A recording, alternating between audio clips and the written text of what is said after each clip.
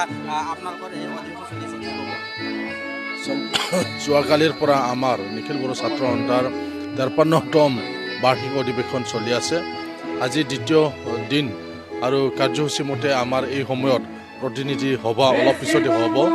তো এই প্ৰতিনিধি সভাত আমি বিভিন্ন জিলাৰ পৰা অহা যিবিলাক ৰিজলিউশ্যন আছে এই ৰিজলিউশ্যনবিলাকৰ ওপৰত আমি চৰ্চা কৰিম আৰু প্ৰস্তাৱ গ্ৰহণ কৰা হ'ব ইয়াত যে অহা দিনত বা এই বছৰত কি নিখিল বড়ো ছাত্ৰ সন্থাই কাম কৰিব তাৰ ওপৰতে আলোচনা কৰা হ'ব।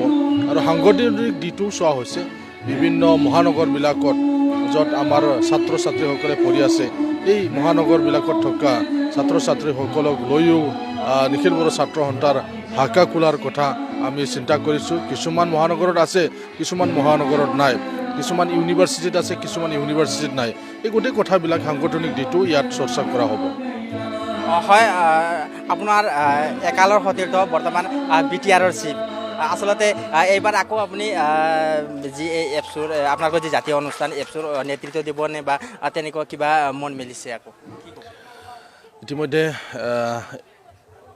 মই 6 বছৰ অতিক্ৰম কৰিলোঁ নিখিল বড়ো ছাত্ৰ সন্থাৰ সাধাৰণ সম্পাদক হিচাপে। তো যিহেতু এটা চুক্তি হৈ গ'ল যোৱা 2020 চনৰ 27 জানুৱাৰীত, তো চুক্তিত ময়ো স্বাক্ষৰ কৰিলোঁ। গতিকে নিয়ম অনুযায়ী ময়ো পদবীত থকাটো উচিত নহ'ব বুলি মই ভাবিছোঁ। কাৰণ কিছুমান যিবিলাক সমস্যা আছিল এই সমস্যাবিলাক সমাধান হ'ল। ভাৰত চৰকাৰ আৰু অসম চৰকাৰৰ লগত আমি চুক্তি স্বাক্ষৰ কৰিলোঁ। গতিকে যিহেতু এইবাৰ এই অধিৱেশনত আমাৰ নতুন বিষয় বাছনি হ'ব, গতিকে ইয়াত মই ভাবিছোঁ যে মই এইবাৰ সংগঠনৰ পৰা ৰিলিজ ল'ম, সেই কথাটো মই ভাবি আছোঁ।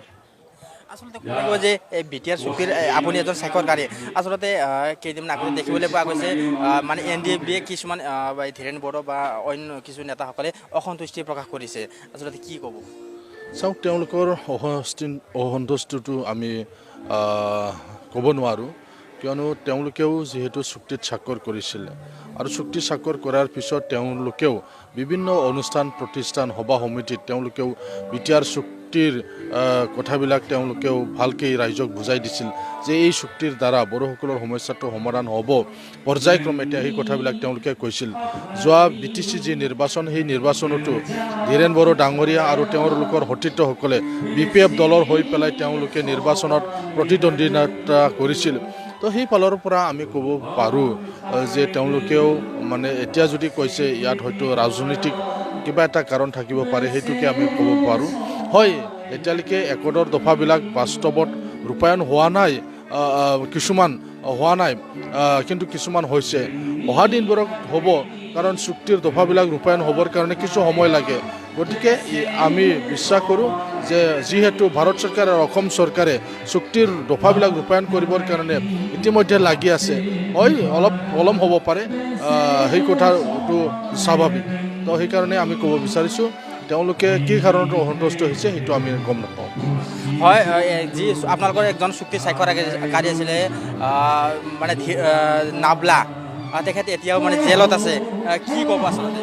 চাওক, চুক্তিৰ আগত তেওঁ জেলত আছিলে। চুক্তি স্বাক্ষৰ হোৱাৰ সময়ত তেওঁক ইণ্টাৰিম বেল দি পেলাই ভাৰত চৰকাৰে লৈ গৈছিলে আৰু কেইদিনমান পিছত যেতিয়া তেওঁৰ মানে জামিনটো শেষ হ'ল, সেই সময়ত তেওঁক আকৌ জেললৈ পঠিওৱা হ'ল। এইটো খুব দুখৰ বিষয়।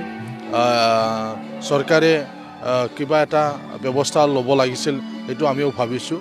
কিন্তু বৰ্তমান চৰকাৰৰ ফালৰ পৰা কোৱা হৈছে যে 4খন স্পেচিয়েল কোৰ্ট বহোৱা হ'ব NDB-বিলাকৰ ওপৰত বা আন্দোলনকাৰীসকলৰ ওপৰত যিবিলাক কেছ আছে, সেই কেছবিলাক অতি সোনকালে ফাষ্ট ট্ৰেক কোৰ্টত সেই বিচাৰ কৰি পেলাই কেছবিলাক সমাধান কৰাৰ কাৰণে চৰকাৰে পদক্ষেপ লোৱা হৈছে বুলি চৰকাৰে আমাক জনাইছে। গতিকে আমি ভাবোঁ এই ফাষ্ট ট্ৰেক কোৰ্টত যাতে এই কেছবিলাক অতি সোনকালে বিচাৰ কৰি পেলাই শেষ কৰি দিয়ে, তাৰ কাৰণে আমি চৰকাৰক অনুৰোধ জনাইছোঁ।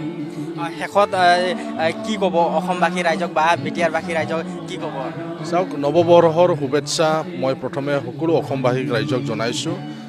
আমি শান্তি ঐক্য আমি সদায় বিচাৰোঁ বিটিআৰত থকা বড়ো অনাবড়ো সকলো আমি একেলগে থাকিব লাগিব সকলো আমি একেটা অঞ্চলৰ নাগৰিক বিটিআৰ অঞ্চলৰ নাগৰিক অসমৰ নাগৰিক গতিকে বিভিন্ন জাতি জনগোষ্ঠীৰ সমস্যা আছে থাকিব সমস্যা থকাৰ কাৰণে সংগ্ৰাম কৰি আছে এই সংগ্ৰামবিলাক আমি শ্ৰদ্ধা জনাব লাগিব এটা জাতীয় আন্তৰ্জাতিক জনগোষ্ঠীৰ লগত মিলি থাকিব লাগিব তো আমি ভাবোঁ যে আমি সকলোকে মিলি পেলাই আমি আমাৰ সমস্যাবিলাক সমাধান কৰাৰ ক্ষেত্ৰত আমি যদি সহযোগিতা আগবঢ়াওঁ তেতিয়াহ'লে আমাৰ মাজত ভুল বুজাবুজি নহ'ব এইটোকে আমি কামনা কৰোঁ আৰু এই নতুন যি বছৰ 2021 চনত ইয়াত যাতে সকলো জাতি জনগোষ্ঠীৰ সমস্যাবিলাক সমাধান হয় তাৰ কাৰণে আমি চৰকাৰক আহ্বান জনাইছোঁ হয় ধন্যবাদ জনাইছোঁ এখেত আছিলে এপছুৰ সাধাৰণ সম্পাদক লৰেন্স ইছলাৰী আৰু আমাক এইখিনি সময় দিলে আৰু তেওঁ জানিবলৈ দিয়া মতে যে এই অধিৱেশন চলি আছে এই অধিৱেশনৰ পিছতে তেওঁ হয়তো এপছুৰ পৰা বিদায় ল'ব পাৰে আচলতে যি সকলো চুক্তি স্বাক্ষৰকাৰী আচলতে তেওঁলোকে যি এপছুৰ পৰা বিদায় লয় তেওঁলোকে অন্যান্য বা কিছু লোকে ৰাজনীতিত যোগদান কৰিছে তেওঁ এইবাৰ যি এপছুৰ পৰা বিদায় লোৱাৰ কথা সদৰি কৰিছে